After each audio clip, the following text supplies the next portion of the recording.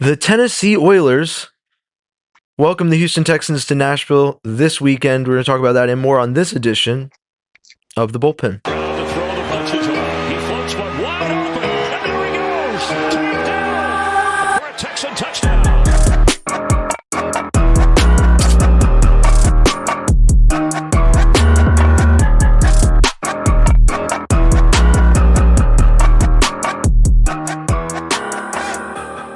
Hello and welcome to The Bullpen. As always, I'm James Roy, and with me is Tom Chevria. Tom, the Titans are wearing Oilers gear. I just want to get that out right. How are you doing, and how do you feel about that? I'm working with the last bit of voice I have from New Year's Eve, but I don't necessarily care they wear Oilers gear. I know it bothers some people. For me, it's just really easy to just go, look, they're only doing it to spite, and if you let them, if you get riled up, then they get what they want. So I'm trying really hard not to give them that.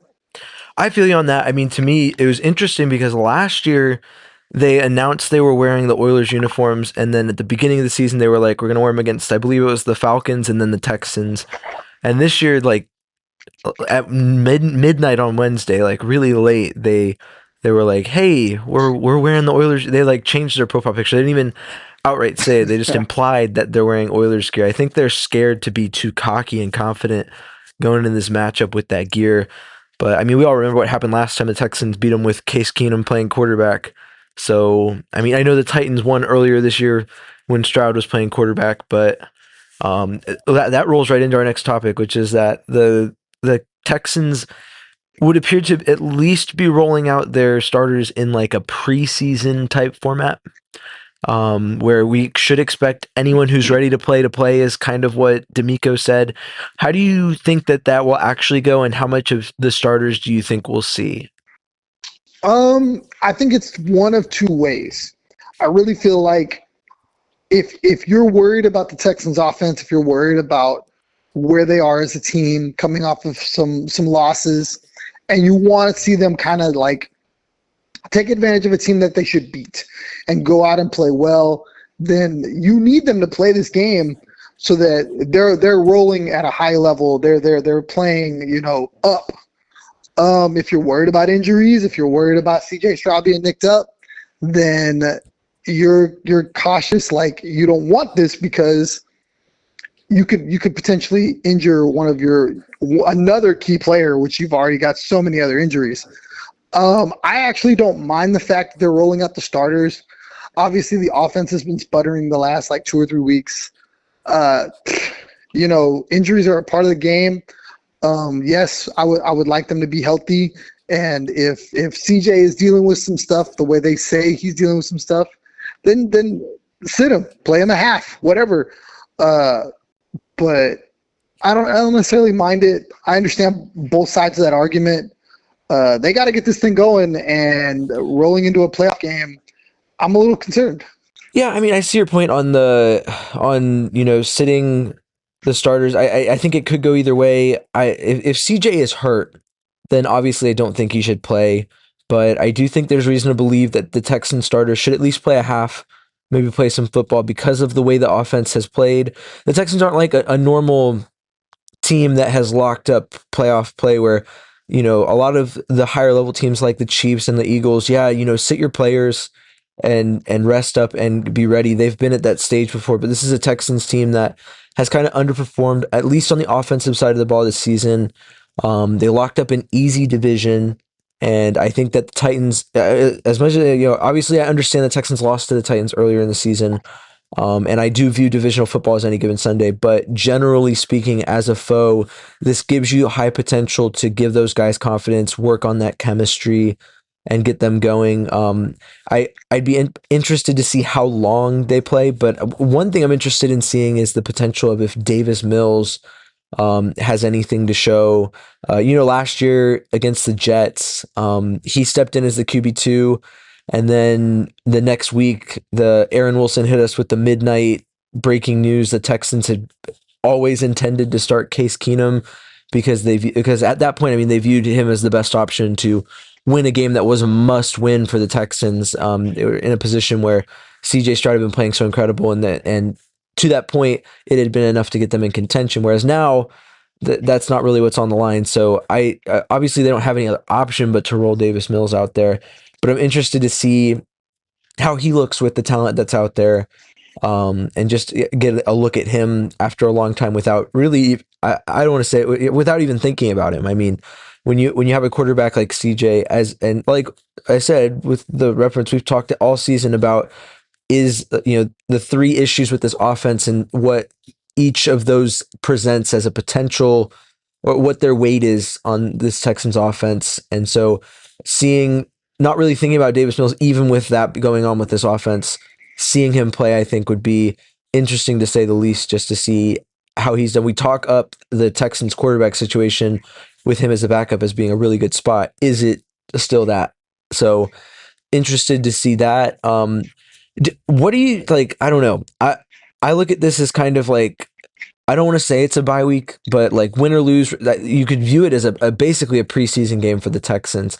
Do you think that's going to affect the mentality the team carries into this, or do you think that the divisional aspect is enough to kind of motivate the team to do what they can and step up?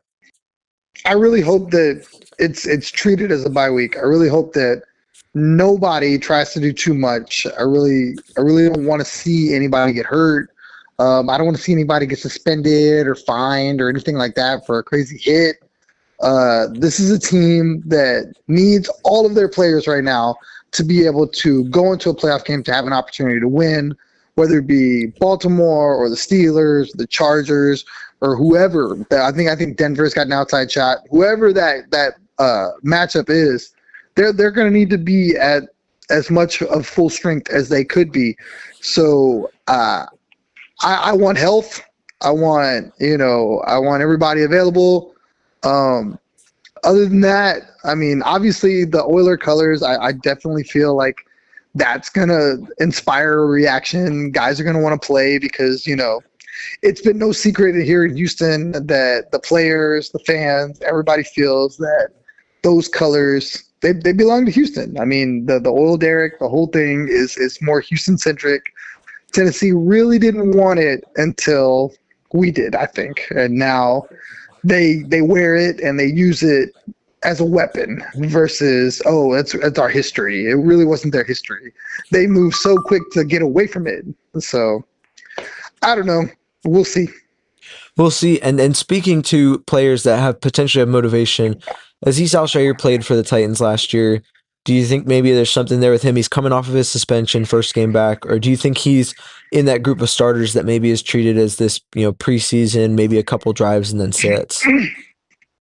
I hope he's that guy. I hope he's one of the latter. Get him a couple reps, get him a lather, and then we need that guy. Will Anderson spoke about his leadership and being on the field. So I really think that he needs to be wrapped in bubble wrap. That whole linebacking crew. I want to see those guys all line up together. We've talked about it. How cool would that be to have Christian Harris and Azeez and Toa and even Devin White, who didn't play last game because he was hurt. So they got to find a way to take care of all these guys so they can be locked and loaded for a playoff game. I agree with you, and I think that plays into the potential of maybe seeing Christian Harris step in as a fourth linebacker on the field, maybe fill that star role that they have Lassiter filling. I mean, I'd hope that Petrie might be back, but like I said, we don't know the timeline on Petrie.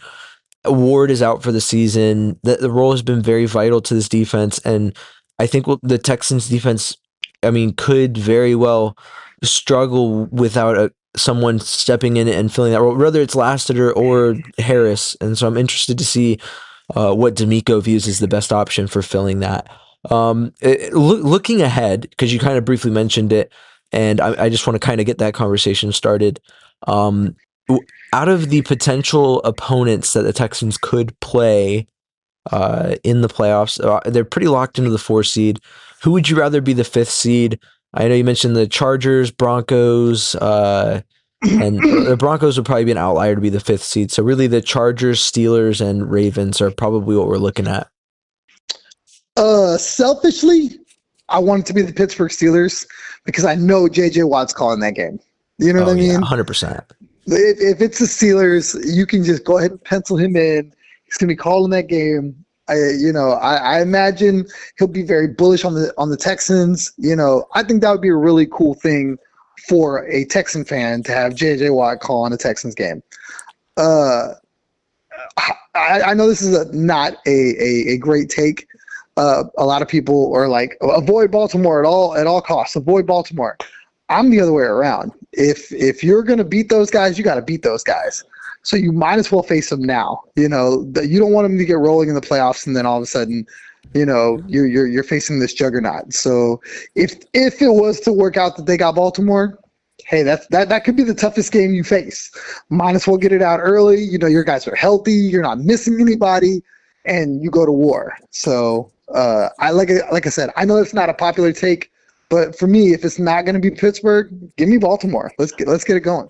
Yeah, I mean, I don't know if I fully agree with the Baltimore take now. That was a stance that I held at one point after that game on Christmas. I don't like you said, it's regular season, so I mean, at the end of the day, whoever's going to be, we might as well get it out of the way early. I mean, honestly, with the way the Texans have been this season, getting a consolation prize win in the wild card round is probably less noteworthy than maybe taking Baltimore all 4 quarters and trying to win. I do agree with you. I like the Steelers matchup a lot. And one of the other reasons I like that is because I felt like in 2023, CJ Stroud really kind of started to come on and hit his stride along with Nico in that game against the Steelers. So I like the Texans defense shutting down that offense that the Steelers have.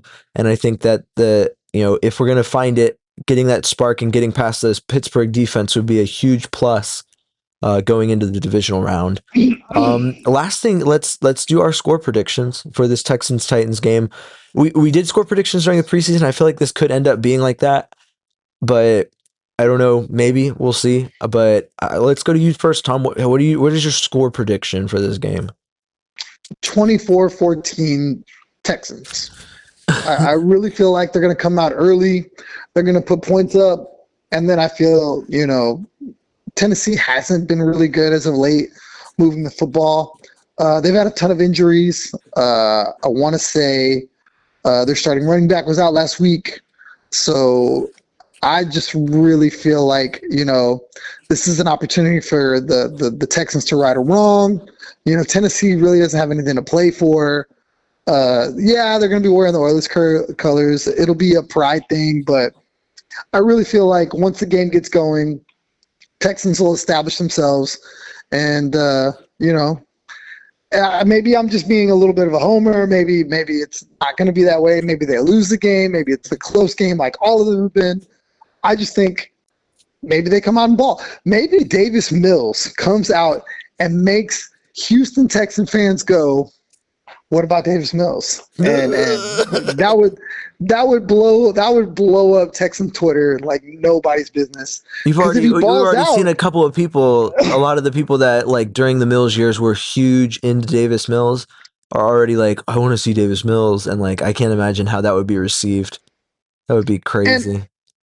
And again, if what is being reported is true, and CJ is hurt, and he's playing hurt, and that's affecting his play, and Davis Mills comes out and the offense looks light years better than it has been, I mean, people are going to naturally ask the question, like, what's going on? Like, all right, and if it's injury related, well then give me the healthy guy. We've seen Davis Mills be able to lead this team. I'm shocked. I'm shocked because that sounds like a talking point that I would have brought up to see if it was like valid by you. So I'm shocked that you brought it up, but I mean, it's definitely I think it's in the back of everyone's head. It's like, yeah, I want to see Davis Mills, but do I want to see him do like really well? I don't know. Well, for me, it's not about that. It's if he does, like that's going to be what people are going to say. Honestly, I would love CJ to light it up for a half. 100%. They score 21 points. And the Davis Mills is just handing the ball to Damian Pierce or Daria Bungawale for 2 quarters, and it's they're kicking field goals. That's what I would like. Yeah. But You just don't know. And then say it's a close game, and then Davis Mills lights it up. People are going to talk. That's what they do. So people are going to say, well, how did Davis Mills get this from this team when CJ couldn't? Yeah, I mean, I feel you on that point. I hope that's not what it comes down to, but I'm definitely prepared for that battle to go down on Texans Twitter, and it's a very valid point to bring up. As far as my score prediction goes, I'm gonna go 20-17.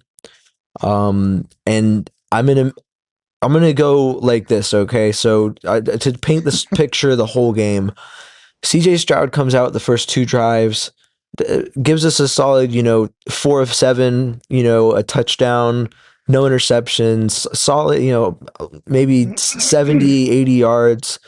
Not really anything to a couple big completions to Nico. And the Texan he leaves the game, the Texans are up 10-0. And then over the course of like the second and third quarter, the Titans kind of work their way up. They score 17 unanswered points. And the Texans are down 17-10 late in the third. Davis Mills has kind of been meandering. He doesn't look bad. He's just not like the offense is just as a whole not really moving very well. And I mean Jeffrey Simmons is up the middle. The Titans stifled the Texans' run. That was one of the reasons that we struggled against them last time. So they can't really get the run game on, and the backups are struggling. Then all of a sudden, Davis Mills puts together a pretty solid drive. The Texans kick the field goal, 17-13, and the clock is ticking in the fourth. And then with this one, maybe a little anticlimactic, but I want to put it on the defense. So what I'm going to do here is the Texans then end up getting the ball, 5 minutes left in the fourth, and you're thinking, yeah, just a slow burn drive, get the touchdown and end the game. But Davis Mills drops back, and like Mechie is just wide open, and he just throws it deep and just connects on like a 60-yard touchdown pass. So now there's 5 minutes left on the clock, and the Texans punt the ball away, and the Titans offense kind of looks like they're going to get something going, and they run a lot of time off the clock because they're playing that run. We want to have time nice and low, and then maybe, kick it and tie it. They're not playing to win, which, I mean, I think makes sense because the Titans probably would rather have the draft position than this win. But they play a lot of time off the clock, and then the Texans defense stops them just outside of field goal range. The Titans go for it on 4th and 1. They miss it, and then the Texans knee it out and win the game. So I'm here for it. I mean, that's what I have. I think maybe it's a little less stressful than some of my storybook endings, but yeah, I mean, I agree with you. I'm here for that. I think it's a nice way to end it. I really think like the Texans really need to have a good showing. You said it. The Titans are playing for draft position. The worst thing that could happen is the Texans go out here and lay an egg. So I think that's why D'Amico is playing his starters. I think that's why you're going to see guys really try to put points on the board, for themselves, for the fans, for everybody, just to give them that sense of, okay, they can do this. No, yeah, I agree. I mean, I think that, and I think both sides want the same result. Maybe like as football players, you don't go out on the field, you don't go out there to not do your job, which your job is to win. But like, I think both franchises kind of, the Titans want draft position, the Texans want to end the season on a good note. It's the result that makes sense for both teams. Can the Texans make that happen? Will the Titans pull a Giants and show up in a big way against a team that, and ruin their draft position? Who knows? But excuse me. Yeah, I mean, I think it's the result that makes sense. Do you have any final thoughts before we kind of bring this thing to a close, Tom? I mean, Happy New Year to everybody. Clearly, I spent too much New Year's Eve time. I really think like the Texans are still in a very good spot. I know people are concerned, is CJ going to be able to do things, this and that, but I think get me to the playoff game, like get me there healthy, and I like the Texans' chances against anybody. Yeah, a New Year, new Texans. That's all I'm going to say. Hey. Do I think that that's happening at this point in the year or early next year, next season?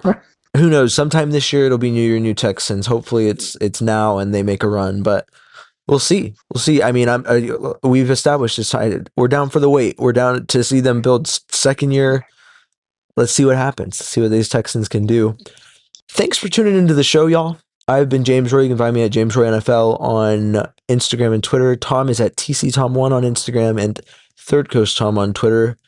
And real quick before I kind of bring this thing really to a close, Bleacher Report is up in their program for live streams. You know me, I do some live streams on Bleacher Report every now and again.